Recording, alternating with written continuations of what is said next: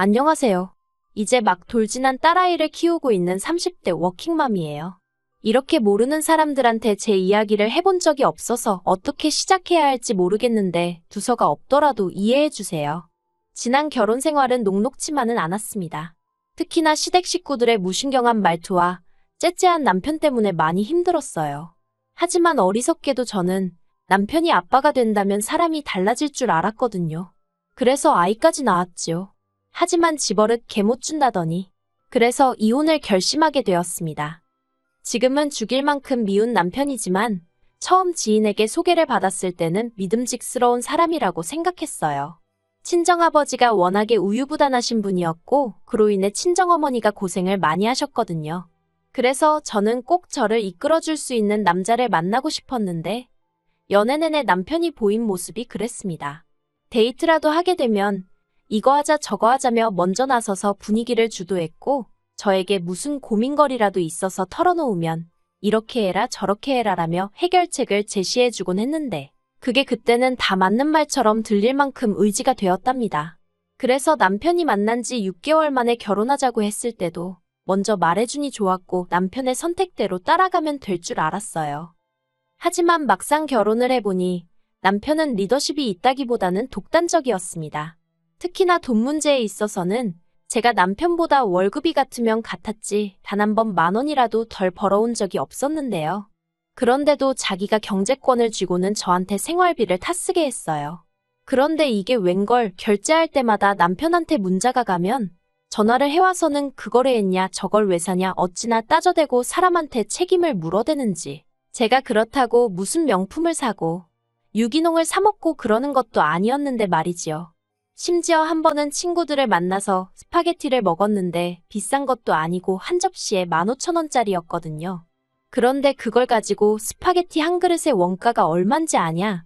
너는 상술에 노란한 거라며 어찌나 사람을 깔아뭉개던지. 그래서 남편하고 막말로 박터지게 싸우고 각자 월급은 각자 관리하기로 했습니다.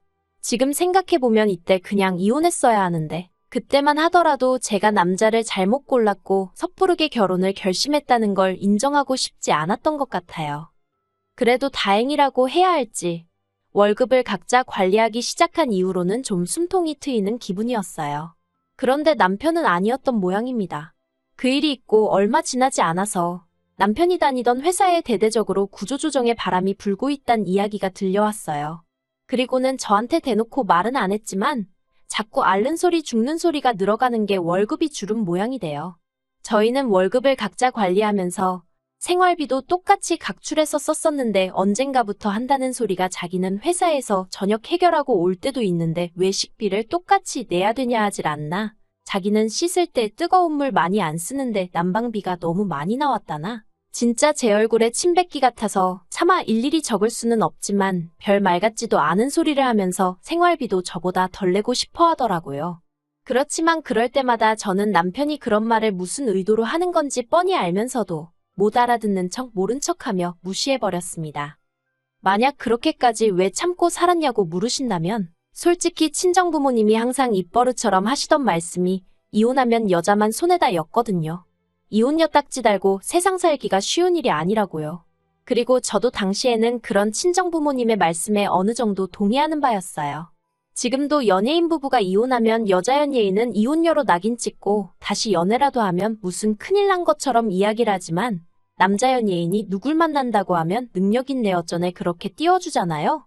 예쁘고 돈 잘 버는 연예인한테도 그렇게 잣대가 엄격한데 하물며 일반인인 제가 이혼녀 딱지를 달고 세상 살기가 쉬울지 상상이 가질 않았지요. 그래서 이혼을 생각하는 대신 남편을 개조해야겠다고 생각했습니다. 제가 잘 가르쳐서 데리고 살 만한 인간으로 탈바꿈시켜야겠다고요. 그리고 그때 친한 친구가 자기 남편도 매번 회식이다 뭐다 귀가가 늦었는데 애가 생긴 이후로는 사람이 달라졌다고 하대요. 그래서 저도 아이를 가졌어요. 산후조리원에서 돌아온 이후로 육아휴직을 쓰다가 복귀를 하게 되면서 친정어머니의 손을 빌리게 되었습니다. 원래는 시터를 쓰려고 했는데 여러 가지 불미스러운 뉴스들을 접하고 나니까 솔직히 아무리 전문가라고 하는 사람들이라고 해도 믿고 맡기기가 쉽지 않더라고요.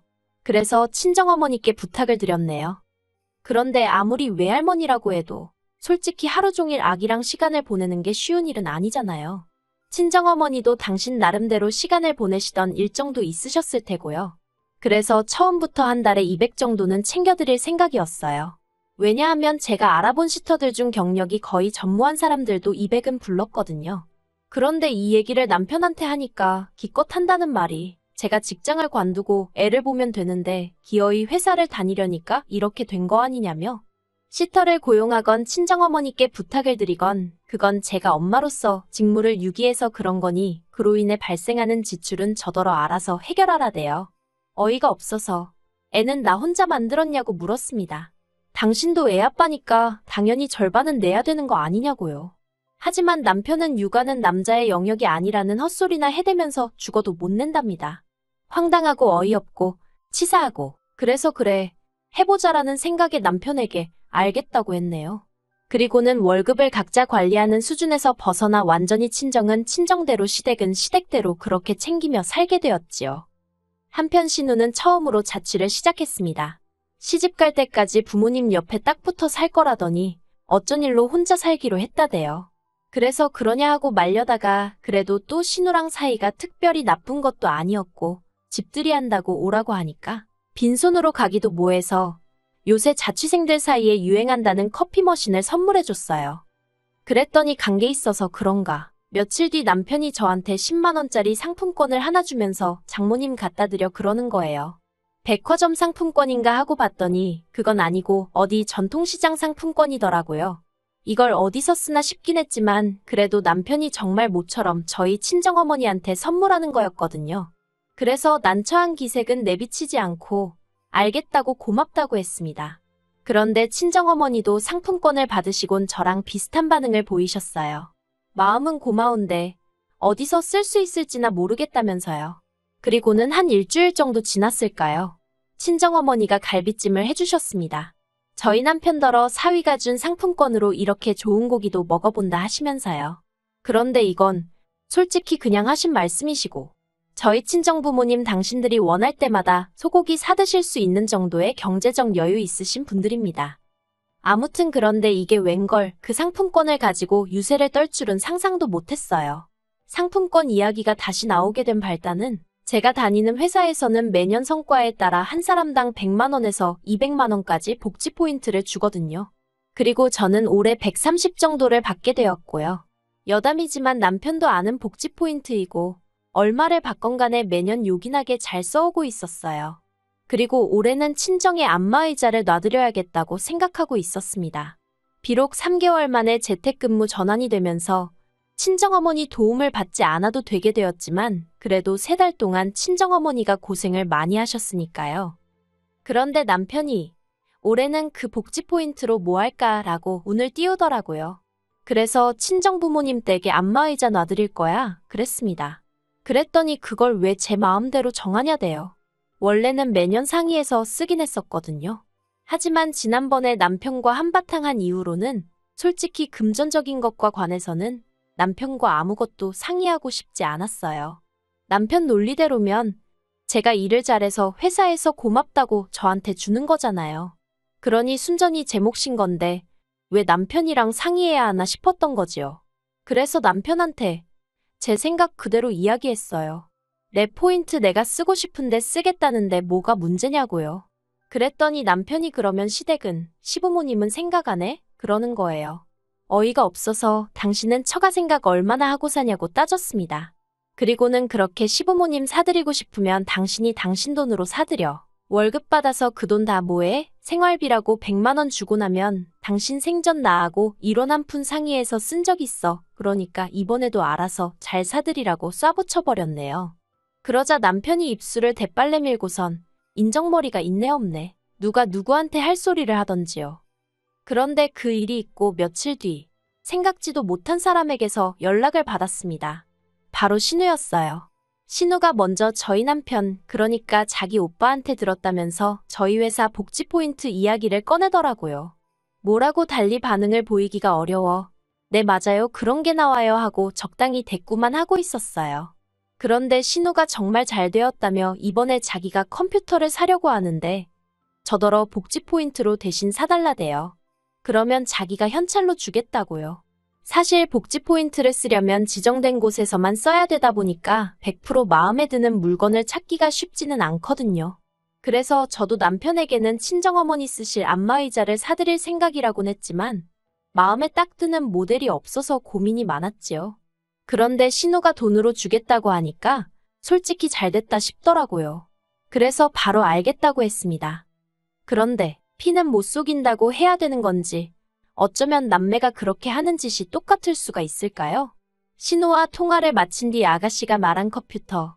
지금 찾아보니까 150만 원 정도 한다고 알려줬어요. 그랬더니 신우가 그러면 내가 20만 원만 보내주면 되죠? 그러는 거예요.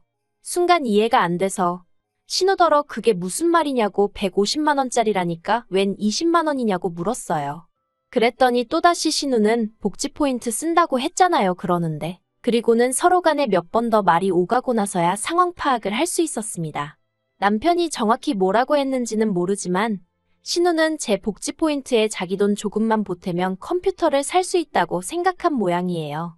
정말이지 떡 줄 사람은 생각도 안 하는데 남매가 나란히 김칫국이나 마시는 꼴이라니. 그리고 이 이야기가 시부모님 귀에까지 들어가면서 상황은 걷잡을 수 없이 복잡해져 갔습니다. 시부모님이 저를 불러놓고 너는 친정만 챙기냐? 시댁은 웃음냐 하시더니 왜 기분 나쁘게 차별을 하냐고 그러시는 거예요. 그러더니 당신들이 이번에 한 번만 저를 용서해 줄 테니까 대신 복지 포인트로는 신우 독립한 기념으로 선물하는 셈 치고 컴퓨터를 사주랍니다. 그러면 그냥 이번 일은 없던 일처럼 눈 감아 주시겠다나요? 어이가 없어서 제가 잘못한 일도 없는데 그게 무슨 말씀이시냐고. 그렇게는 못한다 했습니다. 그러자 하시는 말씀이 니네 엄마한테는 내 아들이 상품권도 줬다면서 그러는 거예요. 어이가 없어서 남편을 쳐다봤어요. 그랬더니 남편이 사실인데 뭘 그러냐입니다.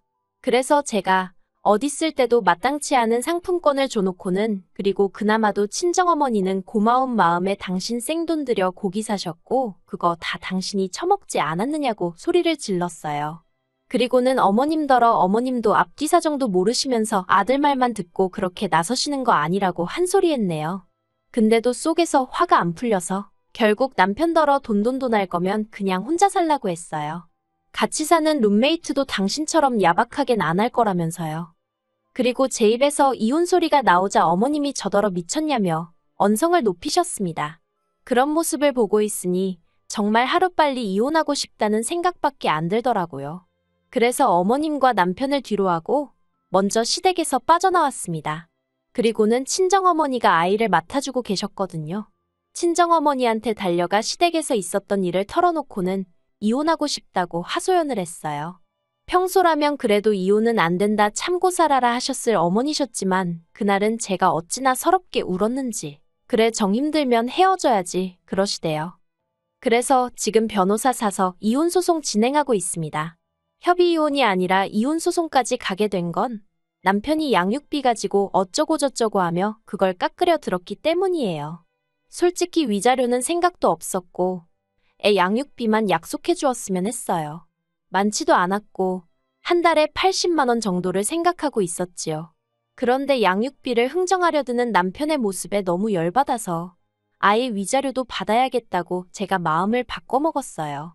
그래서 소송으로 진행하게 되었습니다. 시간이 좀 걸리기야 하겠지만 변호사 말이 저는 걱정할 거 없다고 하더라고요. 남편은 결혼만 하면 제가 월급도 죄다 갖다 바치고 연애 때처럼 남편 말에 꼼짝도 못하고 따르고 그럴 줄 알았나 봐요. 어리석었던 거지요. 요새 그렇게 사는 여자가 몇이나 된다고 그리고 저도 제 몸 하나 건사하고 살 능력은 되는데 못하러 그러겠어요. 하지만 지나간 일 곱씹어봤자 의미 없고 적어도 앞으로는 남편과 얽힐 일은 없을 테니 그걸로 만족하며 살아보겠습니다.